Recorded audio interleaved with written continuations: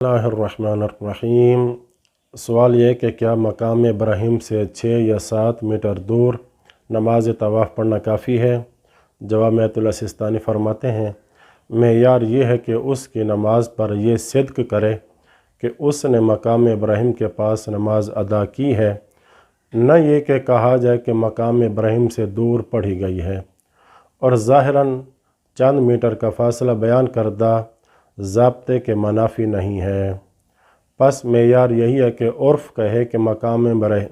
इब्राहिम के पीछे नमाज पढ़ रहा है। दूसरा सवाल ये है, एक औरत ने उम्र मुफ़रदा का तवाफ़ किया और नमाज तवाफ़ पढ़ी और ज़मीन पर अपनी पेशानी रखते वक्त ये महसूस किया कि उसका हिजाब ज़मीन और पेशानी के दरमियान हाइल और रुकावट है, और उस वक्त औरत ने उसकी परवाह न की, जबकि वो हुक्म शरी जानती थी कि यूँ उसका सजदा सही नहीं है। इसी तरह आमाल उम्र मुफ़रदा मुकम्मल करके अपने मुल्क वापस चली गई तो इसका हुक्म क्या है? जवाब में आयतुल्लाह सिस्तानी फरमाते हैं, उसकी नमाज तवाफ़ बातिल है और उस पर मक्का वापस आकर आमाल मुफ़रदा दोबारा अदा करना लाजिम है, हत्ता कि एहतियात वाजिब की बिना पर तवाफ़ भी दोबारा बजा लाए। अलबत्ता ये हुक्म उस वक्त है जब सजदे में वाजिब ज़िक्र पढ़ने से पहले ज़मीन और पेशानी के दरमियान पर्दा आ जाने की तरफ मुतवज्जे हो,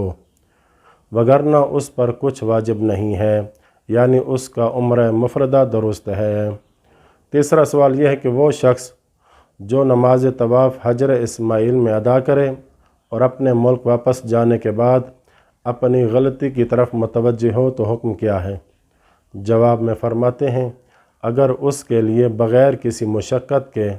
मक्का लौट कर मकाम इब्राहिम के पीछे नमाज तवाफ़ पढ़ना मुमकिन हो तो एहतियात वाजिब है कि वापस आए और मकाम इब्राहिम के पीछे नमाज अदा करे, वगरना अपने मुल्क में ही पढ़े और उस पर कोई कफ़ारा वाजिब नहीं है। चौथा सवाल ये है, क्या तवाफ़ और नमाज तवाफ़ के दरमियान फ़ासला हज या उम्रा को बातिल कर देता है, या मज़कूरा फ़ासला हज या उम्रा को बातिल नहीं करता बल्कि ऐसा करना फ़कत हराम है? जवाब में आयतुल्लाह सिस्तानी फरमाते हैं, तवाफ़ और नमाज तवाफ़ के दरमियान